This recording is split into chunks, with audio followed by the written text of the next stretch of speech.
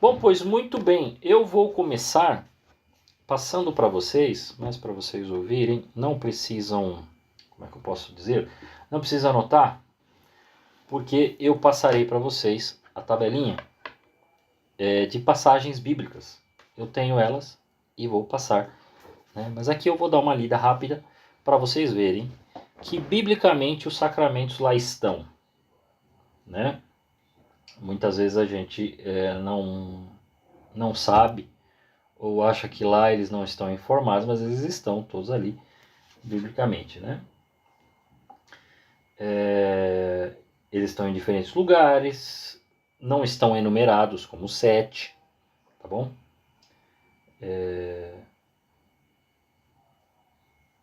Aí até o autor do livro Teologia Moral para Leigos, no tomo 2, o padre Antônio Royo Marim, né, diz assim, né?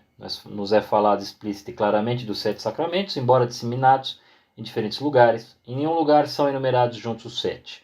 Daí se deduz que pela Sagrada Escritura pode-se provar que não são menos de 7, mas não que sejam precisamente 7 e não mais. Isto consta unicamente pela declaração dogmática da Igreja. Sempre lembrando, cremos na Igreja. E dentro da Igreja está a Sagrada Escritura. Né?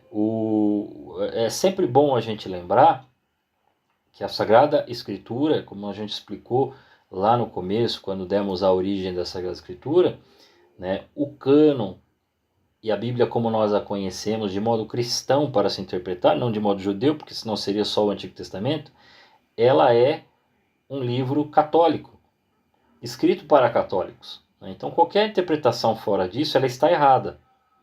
Ela está fora daquilo que deveria ser interpretado. Né? Então, eis-nos aí que quando nos falta a base bíblica, nós temos a igreja para dar esta firmeza, essa constatação. Ah, mas onde está na Bíblia? Bom, onde está na Bíblia? Né? Quem é o autor do Evangelho? Não está. Onde está na Bíblia que tinha que ser 27 livros? Não está. Onde está na Bíblia que tinha que ser 43? Não está. Então, ou que tivesse que ser não 73, mas apenas 66 livros, também não está. Então essa premissa de estar na Bíblia é falsa. Não tem como. E ela é tão falsa que certa vez, conversando com um testemunho de Jeová, gente boa, trabalhou comigo e tudo mais, perguntei para ele, tá, qual é o embasamento para não se comemorar aniversário? Aí ele disse o seguinte, que eles não comemoram aniversário, porque as únicas festas de aniversário que tem uma é do faraó e a outra é do Herodes. Por isso eles não comemoram aniversário, porque o aniversário não é uma coisa ruim. Que as duas menções, elas são negativas. Aí pensei, mas espera aí. E o nascimento de Jesus? Bora. Está se comemorando ali um nascimento. Comemorar aniversário é comemorar um nascimento. Né? Então veja como uma narrativa se torna um posicionamento lógico. Aí fica difícil. Por quê? Porque aí ela carece de sustentação para dar base. É claro que olha que coisa engraçada, olha que coisa interessante, eles partiram disso. Mas quem é que disse para esse rapaz, que é testemunho de Jeová, que Bíblia, né? Não, que Bíblia não, que não se comemora aniversário? O pastor, lá no caso deles não é pastor que eles chamam. Eles não chamam de ancião, tem um outro nome, que eles têm um nome específico lá que eles chamam para o líder da comunidade. Mas ok, e da onde esse cara parte? Ele parte de um local chamado a Torre do Vigia. Né? Não sei se vocês já viram nas revistinhas, está escrito em inglês, Watch Tower. Então a Torre do Vigia, ela que faz todos os estudos deles, né, das testemunhas do reino, e ela determina se é ou não se é. Qual que é o nome disso? Magistério. E quantos anos tem os testemunhos de Jeová? Mais de 400 anos já. Aproximadamente. Ué, se eles já têm magistério, eles também têm tradição, então eles usam a escritura, tradição e magistério. Isso é um caminho comum para qualquer uma dessas comunidades. Tudo bem que o Testemunho de Jeová, ele não é um cristão, porque eles não acreditam que Jesus é Deus. Mas todas essas comunidades cristãs, não católicas, todas elas, hoje com já centenas de anos, mesmo as mais novas, elas possuem uma base de autoridade, elas possuem a escritura e elas possuem uma tradição que valida aquilo que elas falam e que elas defendem. Então elas já acabam caindo no mesmo. Primeiro era somente a escritura, só que eles veem que isso aí não se sustenta, eles precisam de alguém para explicar essa escritura. Como vou interpretar isso se não tem quem me explique? Está lá em Atos dos Apóstolos. Aí Felipe vai lá e explica para ele. Então isso é importantíssimo se entender. Veja, nem eles conseguem viver mais sem uma tradição e sem um magistério para dizer se pode ou não pode. Ainda mais em tempos como o nosso, né, que eu já fiz esse comentário aqui em outro momento, onde a gente já está tão assim apegado à lei, né? Nós estamos tão legalista, né? As pessoas estão tão legalistas que assim, você fala assim, ó, mas isso aí depende do uso e costume. A pessoa não consegue entender que ela tem de fazer porque é o correto a se fazer. Ela quer fazer, ela decide fazer porque está na lei. Se não tiver na lei, ela não faz. Então nós estamos num legalismo muito grande. Não à toa, eu acho que todo mundo percebe isso, não apenas no Brasil, mas em outros locais vocês devem ver. Né? No Brasil tem acontecido com grande frequência de tudo ir para o judiciário. Tudo cai na mão do judiciário. Alguém sempre tem um processo, tem uma situação, tem uma pergunta, vai tudo para eles. Virou o grande órgão moderador, não só de questões da política. Né? O político tal está discutindo tal, e aí a lei, não sei o que, estão discutindo, foi parar. Não, tudo para lá. Até as nossas relações pessoais. Né? Veja a quantidade de leis que foram feitas mediante os relacionamentos, mediante... Né? Hoje em dia, eu estou sabendo, né? Existe contrato de namoro, gente. Contrato de namoro. Ah, mas isso aí é pro jogador de futebol, né? Rapaz, não, gente como nós aqui. O cara começa a namorar com a mocinha começa... Opa, não, peraí mesmo, nós vamos namorar mesmo? Vamos, então peraí, vamos preencher um contratinho aqui, porque eu não quero ter problema. E a pessoa também, imagina o nível que nós chegamos de tornar tudo no papel, tudo é um contrato, tudo precisa ser lei, tudo precisa estar escrito, tá? Então nós chegamos nesse ponto. Né? De qualquer forma, os 7 sacramentos estão lá. Né? Então o batismo vai estar em Mateus 28, 19. Não se preocupem em anotar. Tá? Eu vou mandar para vocês a lista. Está lá também, batismo, tá, além de Mateus 28, versículo 19, vai estar em Marcos 16, 16 e em João, capítulo 3, versículo 5. A confirmação vai estar em Atos dos Apóstolos 8, versículo 17 e em 19, versículo 6. Eucaristia vai estar em Mateus 26, 26, em Marcos 14, 22, em Lucas 22, 19, em 1 Coríntios 11, 24 e todo o capítulo de João, capítulo 6, né? Que lá não tem como não falar de que aquilo ali é Eucaristia, né? Quem come a minha carne e bebe meu sangue permanece em mim. Né? Aquilo lá é, junto da Santa Ceia, né, a grande confirmação eucarística. Penitência, temos lá Mateus 18, 18 e temos João 20.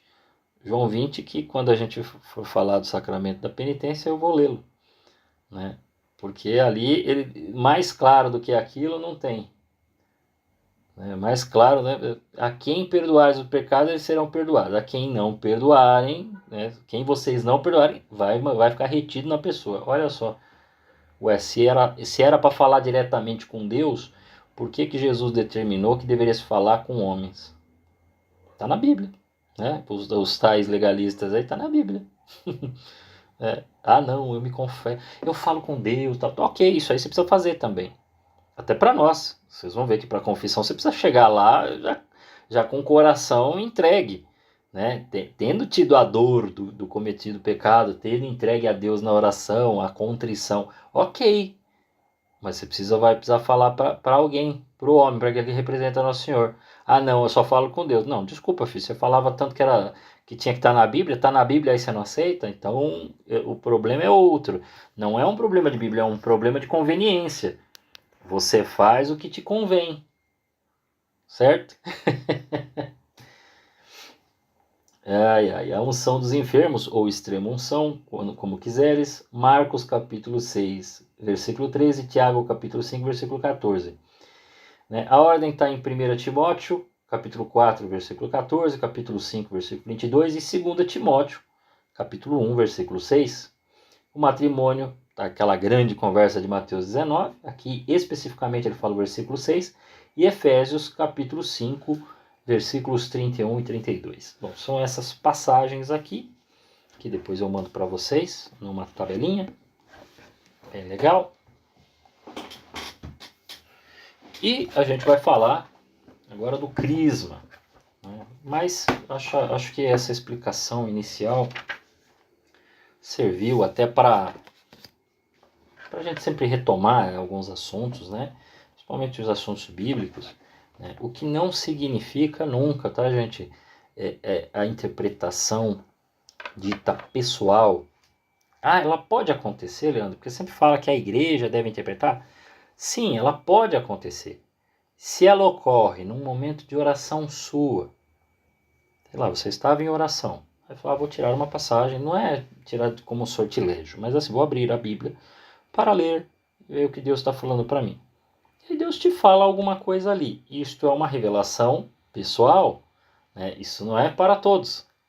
Se eu for pregar, ainda que exista um ensinamento para mim, aí eu recorro às fontes da igreja para eu não cometer nenhum erro doutrinal, né? Não explicar alguma coisa que não está ali, não falar alguma bobagem.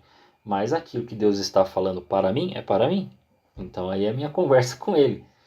É lógico, é óbvio que existem aquelas bases que eu não posso me perder no meio do caminho. Por exemplo, eu não posso negar alguma coisa que seja verdade de fé, quer dizer, que está no creio, ou que são os dogmas da igreja. Então eu não posso, ao fazer a minha leitura pessoal, contestar os dogmas de fé, contestar aquilo que eu devo crer, que a igreja me manda crer.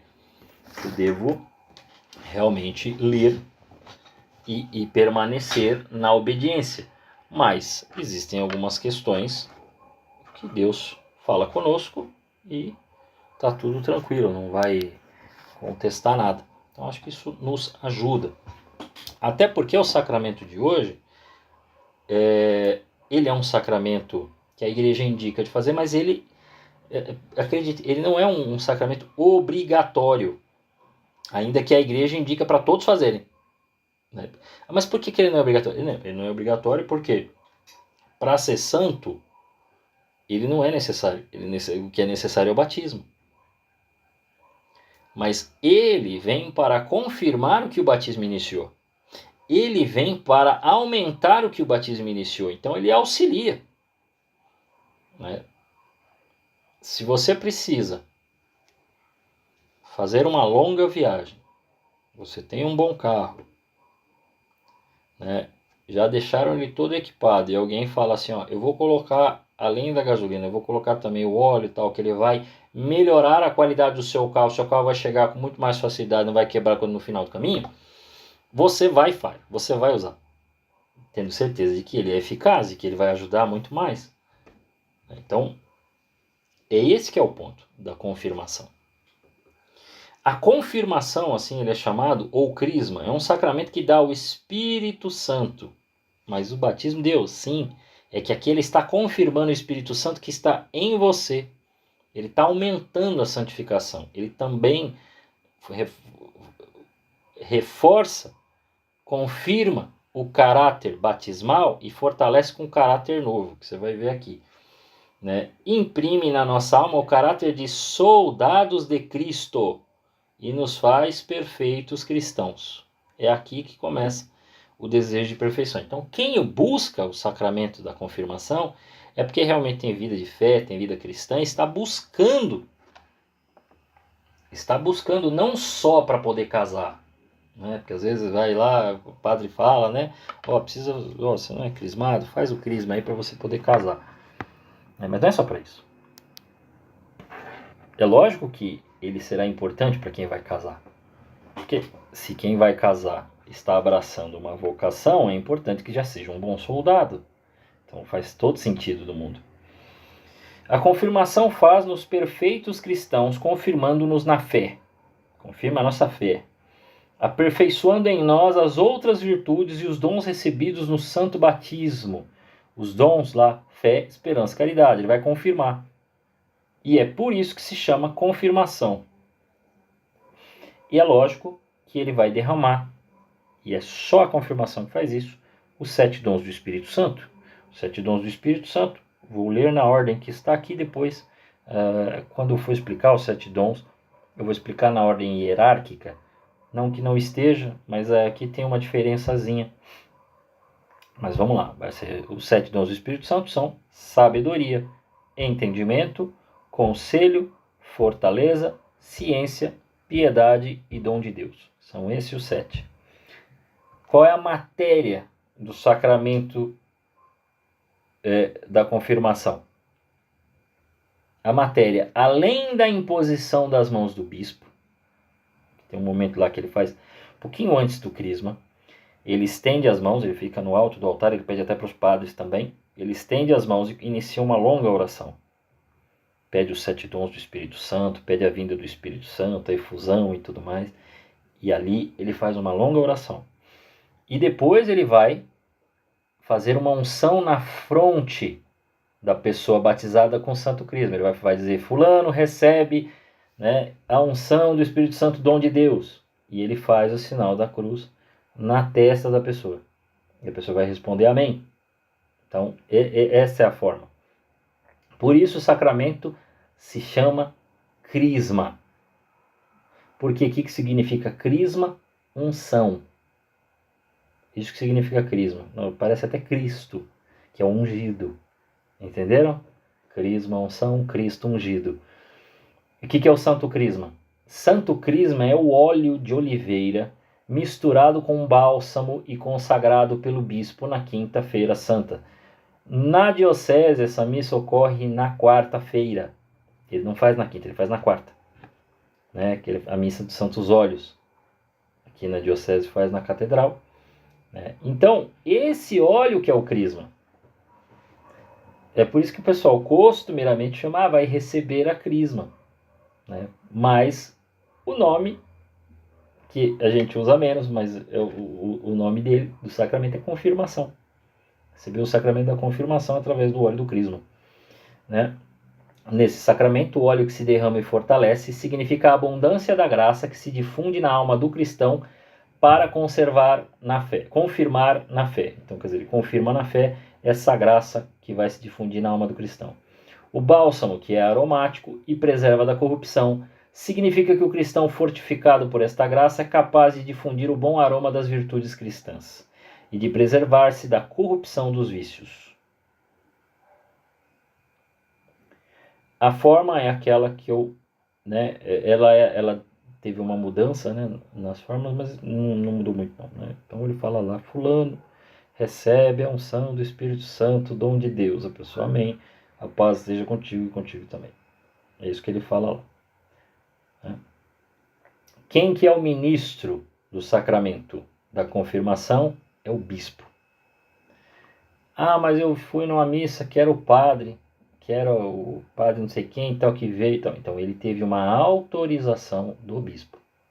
Ele teve uma autorização. Os padres não têm autorização para celebrar a crisma. Porque a crisma ocorre uma vez por ano, vem o bispo. Quando não vem um padre específico, mas não é assim, na grande maioria das vezes é o bispo que vem.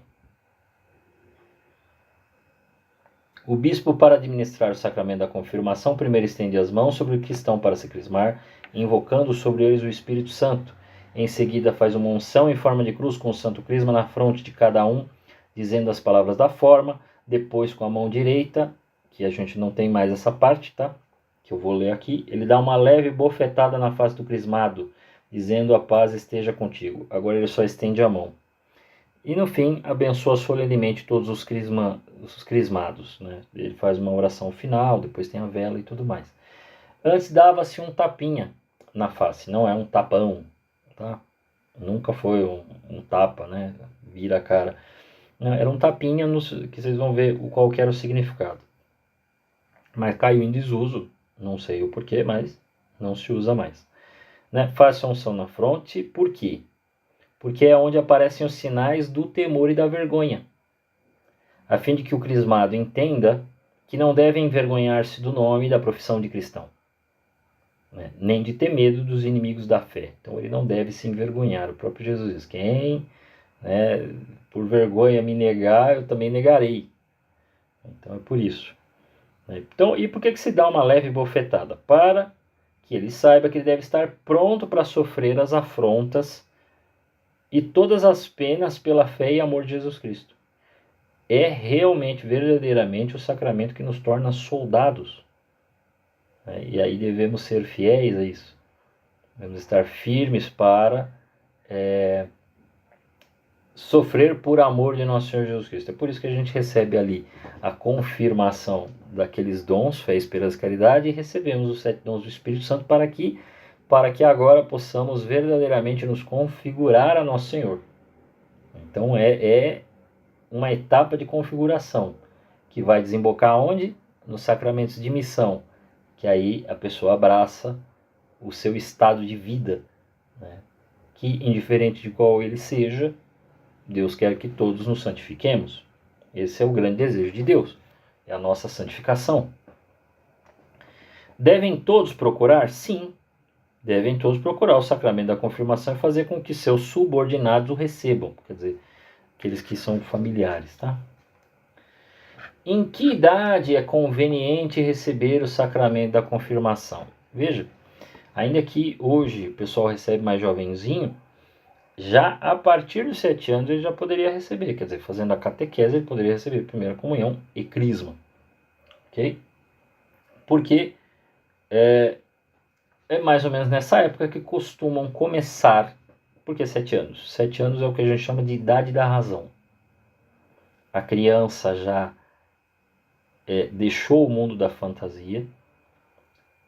É lógico que ela ainda pode fantasiar, pode pensar, mas aqui ela já tem um uso da razão ao qual ela já sabe e ela já consegue discernir bem e mal. Então ela já comete pecado, porque ela já pode mentir. Né? Antes disso, criança não mente. Ah não, mas eu vi uma criança que falou que não tinha feito e tinha feito. Então o que ela fez foi negar a realidade, que é diferente. Ela não queria fazer, ela fez, aí ela fala que ela não fez porque ela não queria ter feito. É uma coisa meio contraditória, mas o ponto é esse. A criança não está mentindo. Ela está negando. Agora, tem criança que às vezes desenvolve um pouco mais, com 6 anos já está espertinha, já está entendendo tudo, né? Já está falando tudo, já está concordando com as coisas, já está entendendo bem e mal. E aí quando entende um pouco do bem e do mal, ela já começa a perceber que ela pode, às vezes, fazer alguma coisa que mamãe não deixaria, mas ela vai se dar bem. Aí ela já tem a condição de mentira, de contar uma mentira. Mas, psicologicamente, se vocês procurarem, inclusive, nos livros de psicologia, vocês vão ver que 7 anos é a idade que até a ciência nos atesta aí como idade da razão. Mais ou menos, a própria igreja fala, pouco mais ou menos, porque então costumam começar as tentações e já se pode conhecer bastante a graça desse sacramento e conservar a lembrança de tê-lo recebido. Então é até também para lembrar. Que disposições se requer para receber o sacramento da confirmação? Bom, para receber dignamente o sacramento da confirmação é necessário estar em estado de graça, quer dizer, a pessoa tem de ter aquelas disposições comuns que a gente fala lá dos 5 mandamentos da igreja.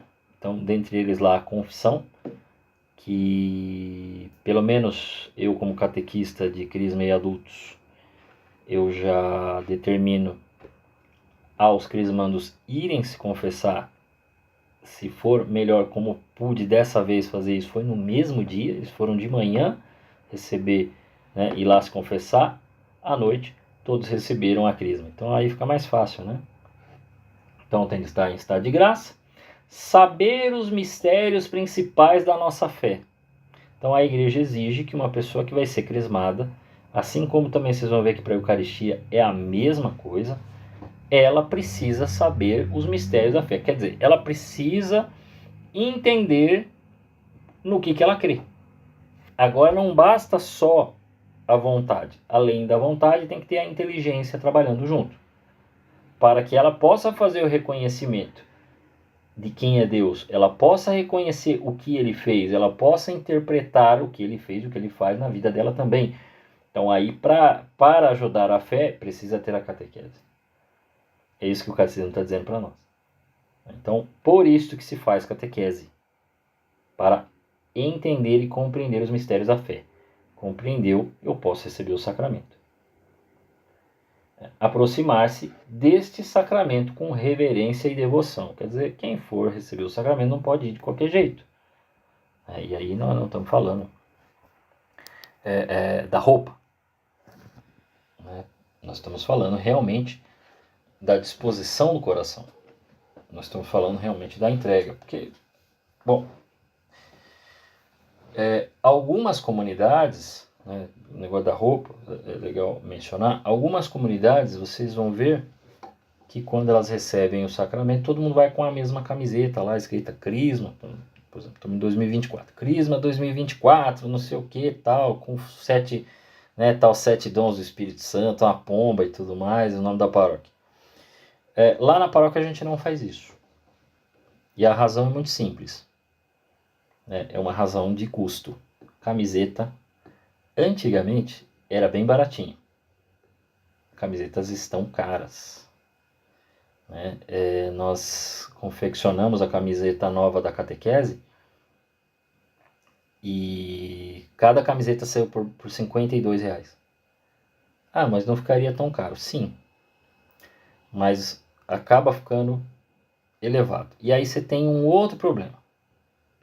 Quantas vezes os crismandos, depois crismados, vão usar essa camiseta? Nunca mais usa. Se usar é para dormir, vira pijama. Aí pensando nisso, bom, o cara vai ter uma camiseta que ele vai gastar dinheiro, né?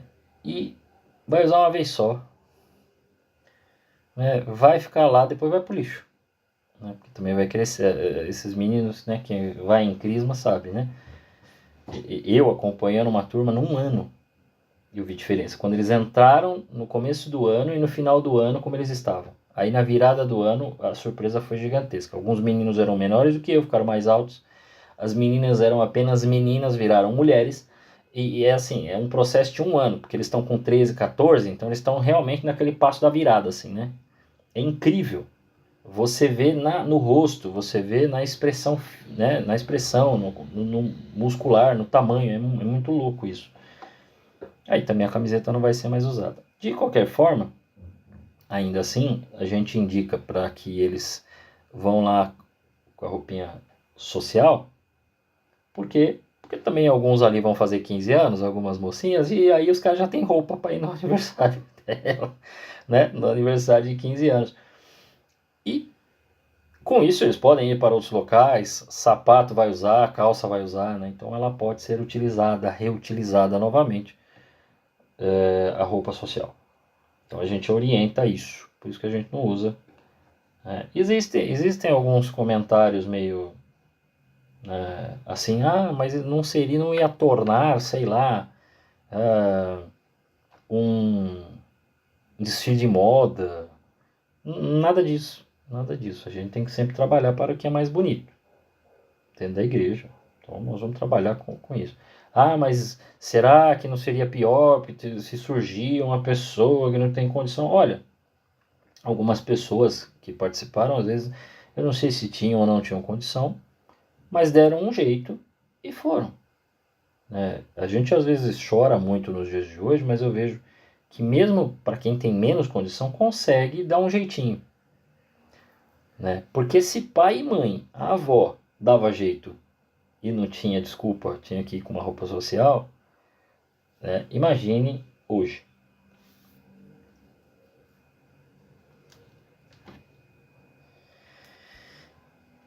Cometeria um pecado se alguém entrar de novo lá para receber o sacramento segunda vez? Cometeria um sacrilégio.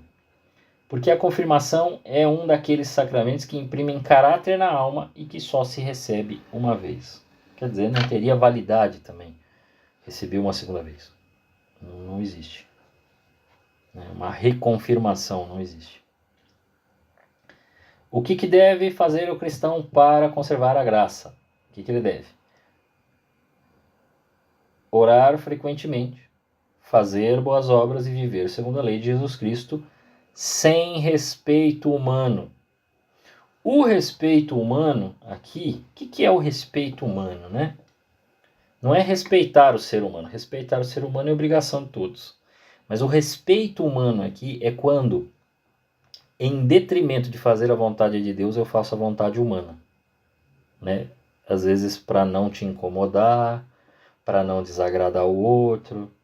Então aí eu deixo de colocar-me como um cristão só para agradar a galera. Isso é respeito humano, né? Eu deixo de dizer a verdade para ficar bem na fita, para ficar legal com os outros. Então aí eu simplesmente não me posiciono, simplesmente não digo, simplesmente fico na minha. Né? É lógico que em alguns momentos não há por que ficar entrando em confrontos diretos. Já, por exemplo, não há por que você ficar entrando em 50 mil confrontos na internet com as pessoas e discutir com o meio mundo. Existem discussões que elas já estão perdidas desde o início, porque as pessoas não estão ali para discutir, né, formalmente, elas estão ali para ter razão, mesmo que elas não tenham. Né? Então, não adianta. Agora, quando isto vem sobre você e lhe exige dizer a verdade, dizer o que tem que ser dito, né, aí é necessário dizer como Pedro, olha, é melhor fazer a vontade de Deus do que a dos homens. Né? Ainda que isso possa lhe soar politicamente incorreto. Mas eu tenho de dizer a verdade, eu não posso me esconder, eu não posso ser covarde. Então é esse respeito humano ao qual se refere aqui o catecismo. Né? Então, às vezes a gente quer ser um agradador, né? Só fazer o que os outros dizem que tem que fazer, mas nisso eu estou descumprindo a vontade de Deus, eu estou sendo covarde, eu estou sendo sem vergonha. Então nós não podemos, né, fugir da nossa responsabilidade de cristãos. Então é isso que é não ter respeito humano. Bom, né, nisso não significa ser mal educado com as pessoas, né, desrespeitar os outros, seja lá quem for, desrespeitar os seres humanos, né, ou tratá-los com desdém, com falta de misericórdia, com falta de caridade. Porque até São Paulo nos orienta que mesmo na cólera não pequem. Mas como assim, né? Não, se você estiver muito nervoso, evita de entrar em choque, em confronto, porque você pode se perder nas palavras, você pode ser mal educado, você pode ser grosseiro, você pode ser violento. Então, retente, te guarda aí, né, para não ser agressivo. Então, essa é a orientação que a igreja nos dá. Então, não perder a caridade mesmo quando a gente se irrita, porque todo mundo vai se irritar. Isso aí é natural. É natural, nossa, você tem duas faculdades aí, né? Duas faculdades concupiscivas e as faculdades irascíveis. Né? E você precisa ter as duas. Afinal de contas, você tem apetites, você tem fome, né? Você tem sede. Então você precisa ter, né? Você se apaixona. Você tem paixões que você se atrai. Você precisa ter a concupiscível, senão você não se atrai pelas coisas. Naturalmente você precisa se atrair. Mas, para conquistar as coisas, você precisa ter a faculdade irascível. É para isso que serve a ira. Não para maltratar os outros. A ira boa é aquela que eu uso como força, como energia para conquistar algo que é árduo. Né? Eu sempre volto nessa questão, eu sempre acabo falando de academia, porque eu sei que vocês fazem. Né? Eu sei que vocês fazem, se não estão fazendo agora, já fizeram e tem... O que acontece? Queira ou não, as metas que você se determina ali, elas são árduas, elas exigem um esforço, um trabalho, um tempo. Então, é necessário, às vezes, né, para levantar o peso, seja com a perna, seja com o braço, existe uma força que você tira de dentro, que às vezes você está meio cansado, ou às vezes vai te exigir um pouco mais, né? Porque a pessoa sempre precisa aumentar a carga para manter um desenvolvimento. E aí naquele momento precisa da respiração no lugar, precisa estar com o corpo ajustado para você não se machucar, tem que estar fazendo. E aí faz o esforço, às vezes alguns, né, tem artes marciais, solta o grito. Isso aí é a faculdade irascível, é a ira boa, para a conquista daquilo que é árduo. Né? Então, tudo que... como é que é? O quanto custa é o quanto vale. E o custa aqui não é o dinheiro, tá? Mas ainda que fosse dinheiro, o quanto custou para conseguir esse dinheiro para conquistar aquilo que eu precisava? Quer dizer, exigiu uma força minha. Né? O quanto custa é o quanto vale. Então é nesse sentido aqui o nosso entendimento para a conservação da graça. Por que também tem padrinhos e madrinhas? Tem padrinhos e madrinhas para que com as palavras e com os exemplos orientem o crismado no caminho da salvação e auxiliem nos combates espirituais. A primeira orientação que a gente dá para os crismandos é que eles mantenham o mesmo do batismo, apesar de que será um só. A igreja antes orientava de que o padrinho e o crismado, o de crisma, fosse do mesmo sexo. Isso não é utilizado atualmente. Você vai nas igrejas, você vê afilhado com madrinha, afilhada com padrinho. Isso não meio que caiu em desuso. Então eu até digo que está informado aqui, mas não é o grande ponto. O grande ponto é realmente essa parte do exemplo, essa parte da vida como católico. Então ele precisa ser um católico, não dá para não ser. Porque como é que você vai falar verdades de fé se você não é católico? Não vai, não tem como. Então a gente orienta isso. Que condição se requer? Ele tem de ser de idade conveniente, quer dizer, tem de ser maior de idade. Ok? Ele tem de ser católico, crismado, instruído nas coisas necessárias da religião e de bons costumes. Obviamente. Pode ser parente? Pode. Claro que pode. Mas não pode ser o pai e a mãe. E também não pode ser o filho. Como já teve crismando me pedindo pro filho ser o padrinho. Eu falei, de jeito nenhum. Não pode. E aí vem a pergunta, mas por que pode, por exemplo, a avó, o tio, a tia, né, o avô? Pode até ser o irmão, mas não pode ser pai e mãe. E não pode ser o filho. Exatamente porque o padrinho de crisma, ele contrai um parentesco espiritual, quer dizer, uma paternidade espiritual. Se você já é o pai, você não pode ser o padrinho. Alguém tem de ser o padrinho. Você fica como pai mesmo, material, visível. Então, outra pessoa vai ser o padrinho ou madrinha do crismando. E por isso que também não pode ser o filho padrinho do pai. Porque ele vai adquirir uma paternidade espiritual sobre o pai dele. Não faz muito sentido. Né? Então, é necessário...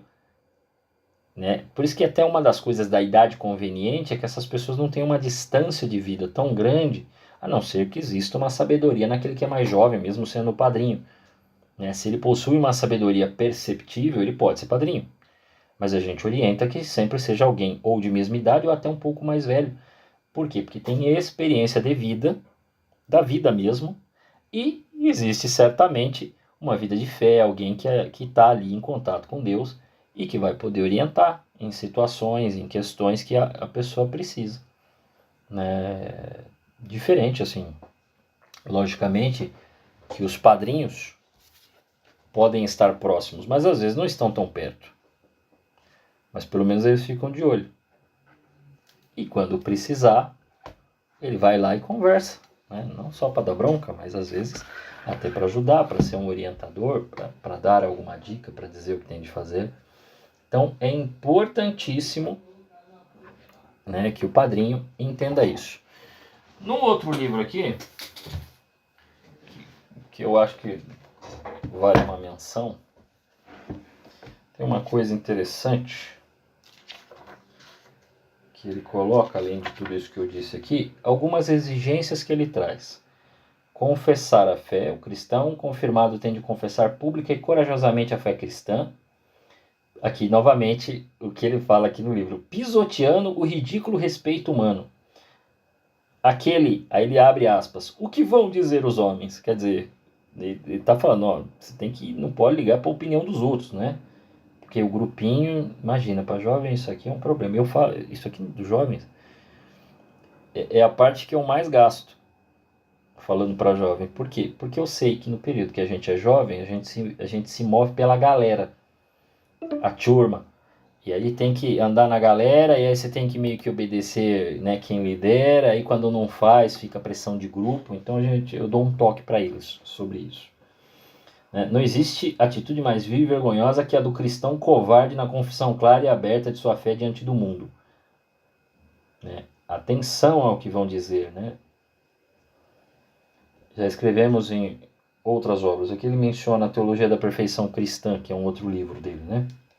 É uma das atitudes mais vis e indignas de um cristão e uma das mais injuriosas para Deus, para não desgostar a 4 minhoquinhas indecentes que vivem em pecado mortal, conculca-se a lei de Deus e sente-se vergonha de se mostrar como discípulos de Jesus Cristo. Ele está falando de quem cede à pressão de grupo e aceita fazer o que é errado, mesmo está desobedecendo a lei de Deus e está indo no embalo.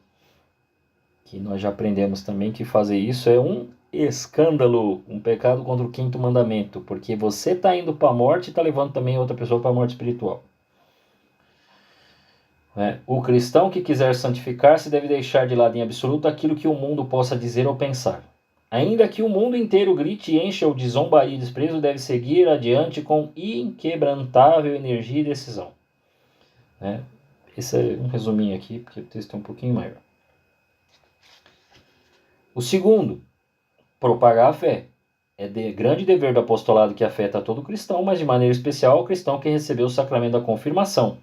Dada a importância desse dever, e aí ele depois vai mencionar a necessidade de evangelizar, que aqui no livro Espiritualidade dos Leigos ele vai tratar com mais intensidade num capítulo posterior a questão de propagar a fé. E depois, defendê-la, ele não deve ter medo de sair corajosamente em defesa da fé quando esta é atacada. Em sua presença existe alguma esperança de poder vencer o adversário. É o que eu falei, não adianta ficar entrando em discussão de internet se aquilo não vai gerar conversão, é só bobagem. A pessoa já chega, na verdade, só está com malícia pro teu lado querendo sacanear. Você discute, não resolve com ele, ninguém se converte, então isso é uma besteira. Não adianta. Mas é necessário fazer frente, quer dizer, mesmo quando também não vai dar em nada, mas você percebe que a pessoa de modo jocoso está te atacando, está atacando a fé, você defender. Fala, opa, não, peraí. Você não precisa concordar, mas você vai respeitar, cara. Você vai engolir tudo isso aí que você falou. É necessário, isso é importantíssimo. E, se necessário, já que você se tornou soldado, todo mundo sabe que soldado, quando entra na guerra, existe um risco, Se necessário, morrer por ela. Em tempo de perseguição religiosa, a gente sabe que acontece. A Síria lá pegando fogo, quem mais tem morrido na Síria não são os muçulmanos dominam de um lado, dominam do outro. Quem mais tem morrido na Síria, nas suas guerras, e já de longa data tem sido católicos, tem sido cristãos de outras comunidades, e pessoas que têm sido crucificadas em praça pública. Nós estamos em 2024 e tem gente sendo crucificada. Mas eles decidem morrer e dar a vida. Sabe-se que pode ocorrer o caso em que tenhamos uma obrigação de confessar claramente a nossa fé, mesmo que esta confissão nos acarrete a perda da própria vida. Quer dizer, dar a vida por Jesus. Fisicamente, dar a vida por Jesus, não cedendo ao respeito humano, espiritualmente. Quer dizer, não ter medo dos cancelamentos, dos linchamentos virtuais, e sendo forte. É isso que o sacramento do Crisma nos exige. que obviamente, assim como o batismo, ele necessita daquela atitude interior, incessante da oração, para se buscar sempre se renovar a graça do Espírito Santo dentro de nós, né? Aquela vida na graça para não se perder. E aí é necessário essa coragem. É importante que tenhamos essa coragem para a vida. E que o Espírito Santo nos mantenha vivos, acesos e alertas para todas essas situações que se apresentam em nossa vida. Não é fácil, mas também não é todo dia que alguém vem provocar, né? Nós estamos num país que, apesar de todas as discussões e problemas, é um caso ou outro que ocorrem estranhas perseguições aí, mas dificilmente ocorre com todos, né? A gente vive de certo modo, na medida do possível, numa certa paz, né? Onde até quem é gerador das violências, né? Os criminosos e tudo mais, né? Traficantes, até eles propõem de certo modo em seus locais de domínio uma certa paz, até para não causar tanto barulho, porque aí você chama diante de si todas as autoridades, né? Então, de certo modo, a gente tem certa liberdade para viver, para manifestar nossa fé, para poder ir à missa, né? Aqui no Brasil, né, nos é permitido ir à celebração e manifestar a nossa fé. Tem alguns locais que realmente é bem mais complicado, né? Então, isso a gente aqui deveria, né, agradecer a Deus por isso, né?